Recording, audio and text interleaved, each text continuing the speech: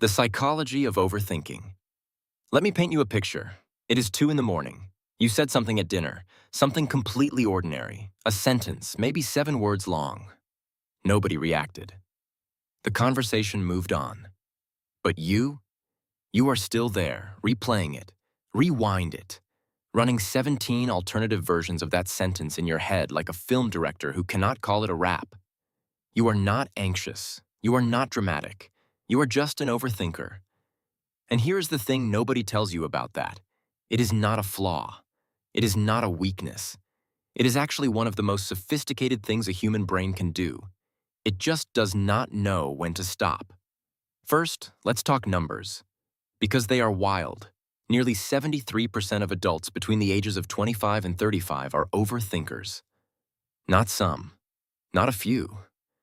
Nearly 3 out of every 4 people you walked past today were running background simulations of conversations that already happened, or ones that have not happened yet. So if you thought you were the only one lying awake at midnight stress testing a text message before you send it, you were not. There is practically a whole crowd in there with you. Welcome to the club. It has terrible hours, no snacks, and the membership is completely involuntary. Now here is where it gets fascinating. Your brain has a feature. Scientists call it the default mode network, the DEN. It is the network that switches on when you are not focused on anything in particular, when you are staring out a window or waiting for your coffee to brew. Most people's DMN wakes up in the quiet moments. Yours never really switches off. Research using fMRI scans shows that overthinkers have higher activity in the default mode network, the part of the brain active when your mind wanders. When overactivated, the DMN fuels self-referential thoughts like, "What's wrong with me?" or "Why can't I stop thinking?" In other words, your brain is not just sitting there. It is running a continuous internal commentary, reviewing your past decisions, previewing future disasters, editing conversations that ended 3 weeks ago. It is like having a sports commentator living in your skull. Except they only cover your most awkward moments in slow motion on repeat. And here is the part that really explains everything.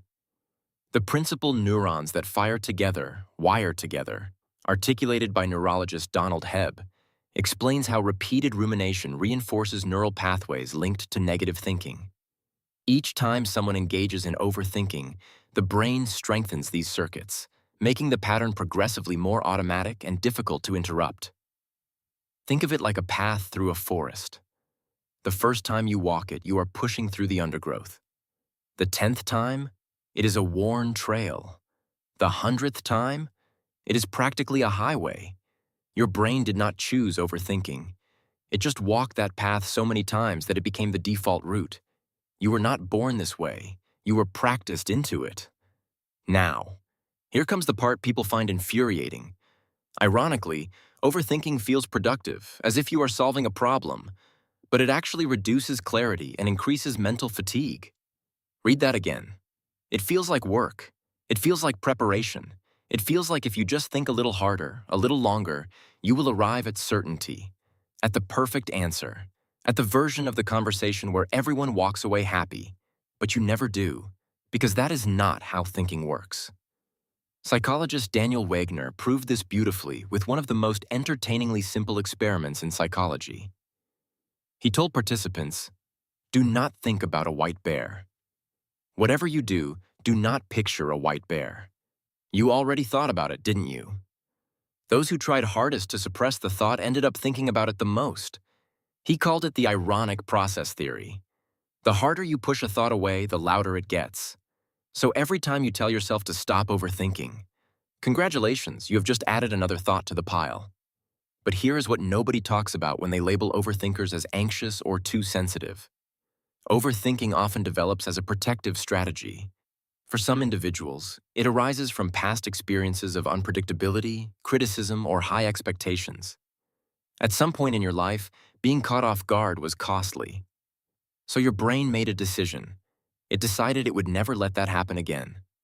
It built the most elaborate early warning system it could construct, scanning everything, anticipating everything, preparing for every possible outcome. That is not anxiety. That is loyalty. Your brain is fiercely, obsessively loyal to protecting you. The problem is, it never got the memo that the threat had passed. And here is the real kicker. That same brain that will not let you sleep is also the reason you are extraordinary at certain things.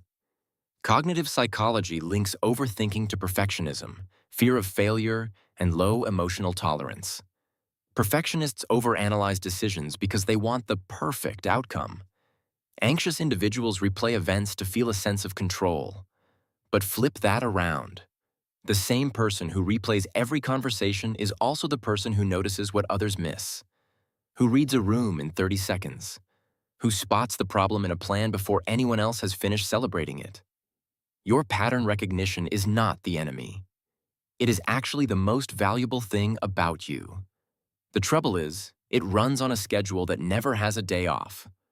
So what do you actually do with all of this? The answer is not what most people think. It is not stop thinking so much. We have established that that is basically impossible. Tell yourself not to think about the white bear, and there it is, enormous, wearing a hat. The real shift is simpler and more profound.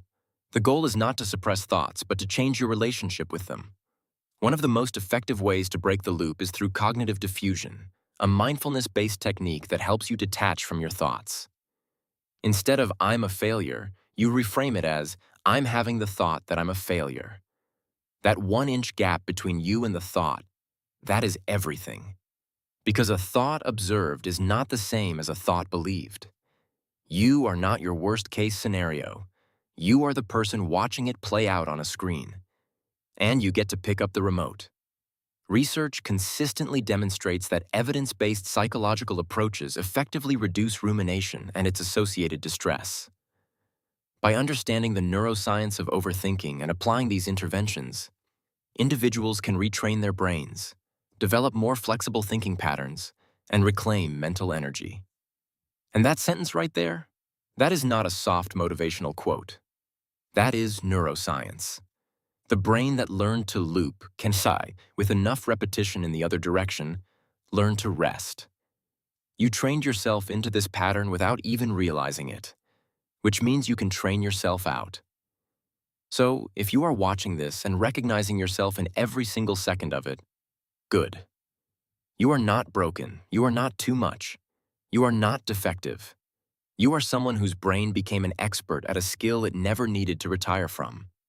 The next step is not silence. It is evidence. Every time you survive the thing you feared. Every time the conversation turns out fine. Every time you send the message and the world does not end. That is data. Feed it to your brain. Slowly, consistently, it starts to believe that you are safe. Your mind learned to run. Now you teach it to walk.